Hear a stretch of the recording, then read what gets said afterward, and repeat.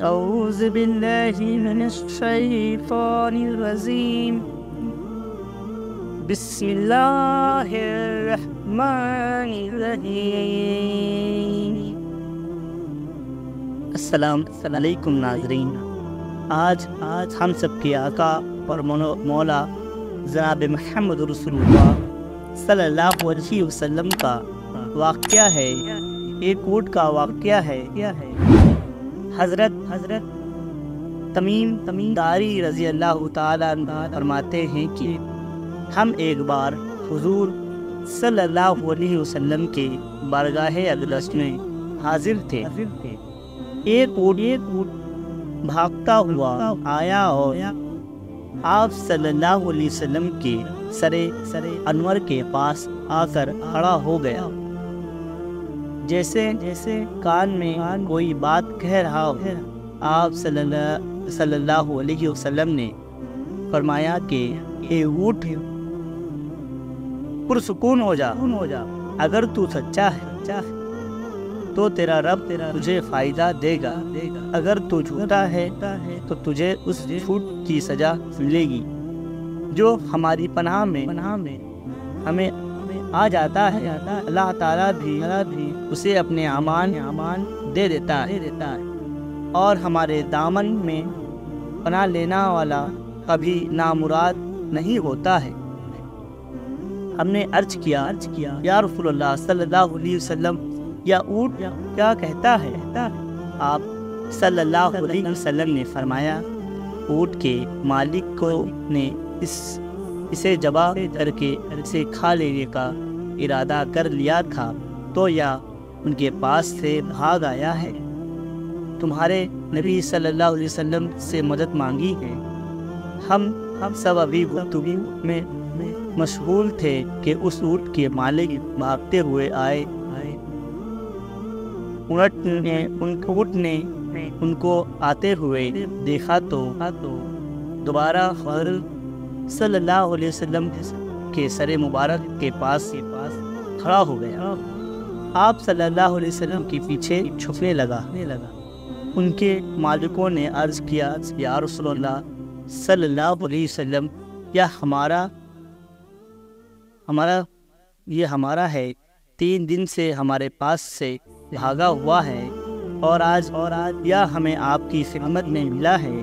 اس پر آپ صلی اللہ علیہ وسلم نے فرمایا، یا میرے سامنے شکایت کر رہا ہے کہ تمہارے پاس کئی سال تک پڑھا بڑا جب موسم میں گرما آتا تو تم گھاس اور چارے والے علاقے میں اس پر سوار ہو کر جاتے، اور جب موسم میں سرما آتا تو تم اسی پر بیٹھ کر گرم علاقوں کی طرف جاتے۔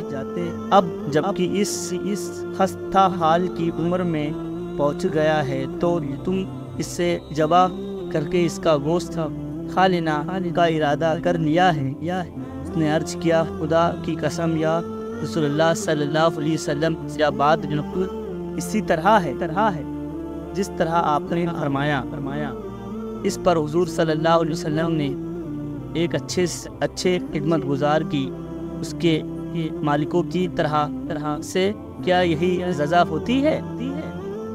تو وہ عرض گزار ہوا کہ یا رسول اللہ صلی اللہ علیہ وسلم، اب ہم نہ اسے بیچیں گے اور نہ ہی اسے ذبح کریں گے۔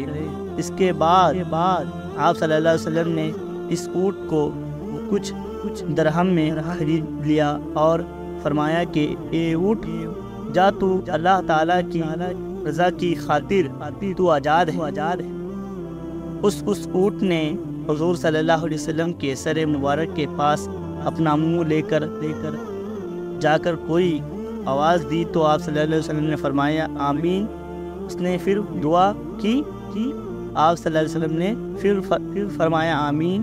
اس نے پھر دعا کی، آپ صلی اللہ علیہ وسلم نے پھر فرمایا آمین۔ اس نے جب چوتھی مرتبہ دعا کی تو آپ صلی اللہ علیہ وسلم نے اب دیدہ ہو گیا، آنکھوں سے آنسو لگے۔